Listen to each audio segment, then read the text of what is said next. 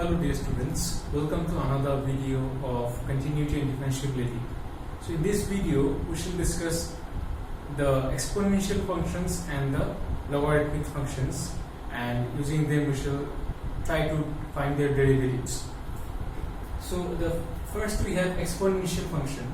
There is a function defined by y is equal to fx, and that is given by b to the power x is called the exponential function. So when I say b to the power x, you have got things like 2 squared, then 3 squared, then 3 cubed. So if we plot the graph of this, like if I take a function 2 to the power x, suppose f of x is equal to 2 to the power x, and if I plot the graph, how will it look like? For x is equal to 1, we shall have, for x is equal to 1, we shall have the point 2 here, this is 1, 2. For x is equal to 2, we shall have 4. For x is equal to 3, we shall have 8. That means for every value of x we take, it will be moving rapidly upside, isn't it? Similarly, if we take the 3 case, so it will be for, if we take 3 to the power x, so for 1 it will be 3 here, for 2 it will be 9 here, that is equal somewhere. So it will be moving more rapidly upside. So such kind of functions are called exponential functions.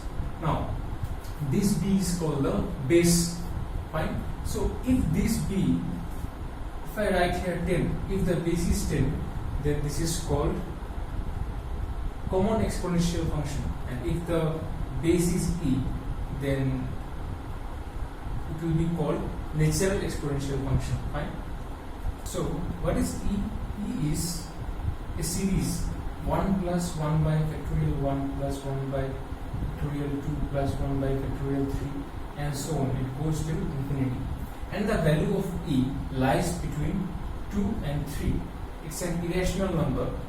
So if the base is this e, then we shall say that the exponential function is a natural, or we shall say that it's a natural exponential function. So always remember that whenever you get the function like e to the power x, you should remember that the graph will look like this. It will move like this, okay, exponentially.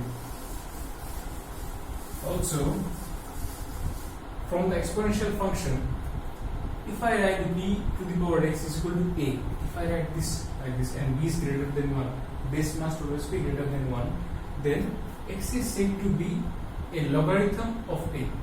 This x will be said to be the logarithm of a to the base b. And how we write this? We should write x is equal to log a to the base b. We should write x is equal to log a to the base b. Fine. So for a specific case, if I take 2 squared, what is 2 squared? It will be 4, isn't it? So I can write, or if I take, okay, fine. So you can write 2 is equal to log of 4 to the base 2. So you can say 2 is equal to log 4 to the base 2. Okay. So in particular, we have a case like a to the power 0. What is a to the power 0? It is 1, isn't it? So we shall have log 1 to the base a will be equal to 0. Again, if we have a to the power 1 is equal to a, isn't it? So from there we can write log a to the base a will give us 1. That means if the value and the base are same, so we shall get 1. And log 1 is always 0. So that means the basic thing that we have to understand is that if the base is, even for this, if we have this function that is e to the power x, or we have 10 to the power x, so if we are going to define a function, suppose this is equal to a and this is equal to b, or let's consider this is also equal to. So the logarithm of a with the base c is equal to x. This is called the natural logarithm, and log of a to the base 10 is equal to x is called the common logarithm. Fine. So in general, throughout the chapter we shall be using this, and sometimes this also we can encounter. and this is sometimes written as ln a. So just remember that sometimes we should denote it by this, or we also write log x base e. This is also written as ln x. Fine. So these are all same thing. So let us see a few formulas of logarithm. We shall skip the proof for those.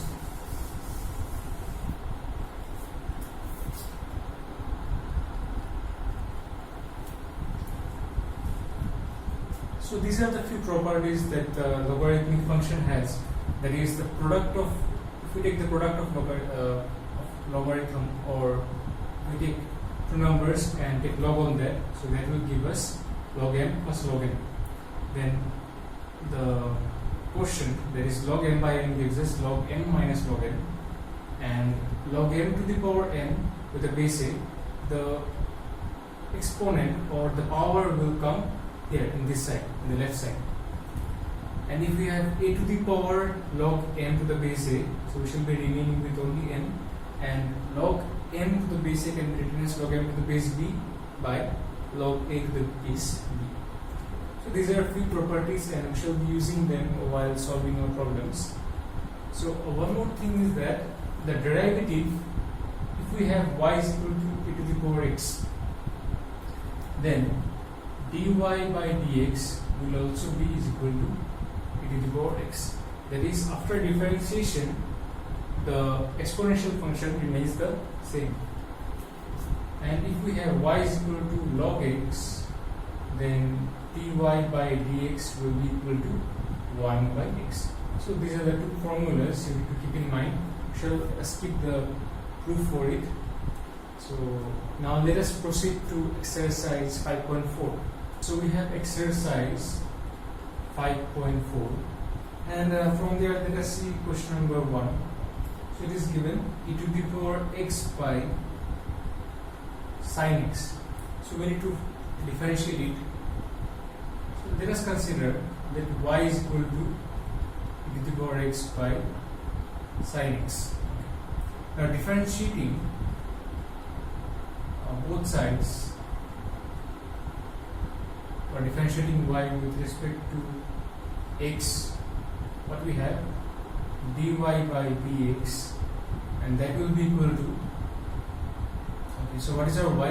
It is e to the power x divided by sin of x. That means this is a quotient function in the quotient form. So how to do? That is, if we have u divided by v, derivative of u by v is v squared, v into u derivative minus u into derivative of v. So here we should write sin x whole square, then second function will come here, second function, and ddx of first function, that is e to the power x, minus first function into ddx of second function, that is sin x. Right? So what is that is equal to, here we shall have sin x square means sin square x, so I can leave sin x here. So ddx of e to the power x is e to the power x minus e to the power x. So ddx of sin x is cos x. So I can write, I can take the e to the power x common, so I shall have sin x minus cos x divided by sin square x. So that will be our answer.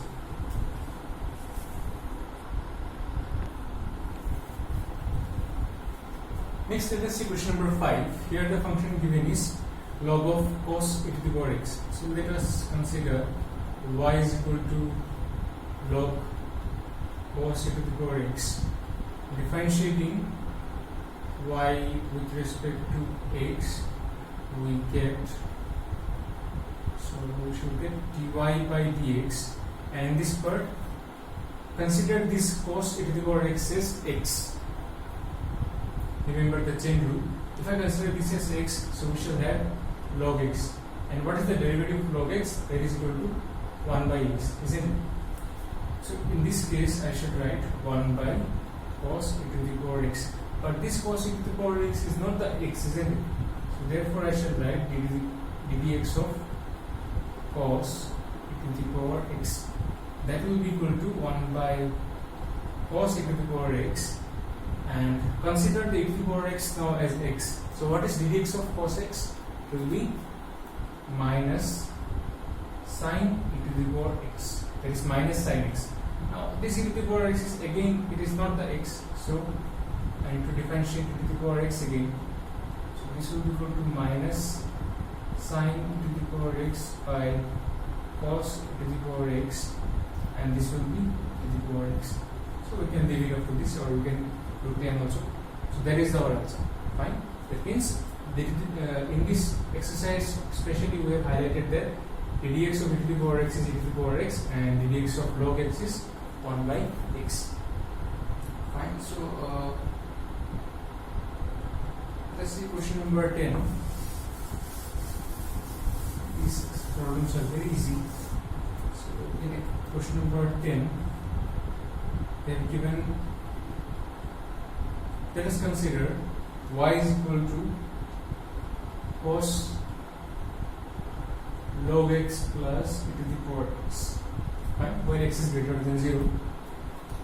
Now differentiating with respect to x, we have dy by dx is equal to, and if I consider this whole thing as x, so what will be the differentiation of cos x?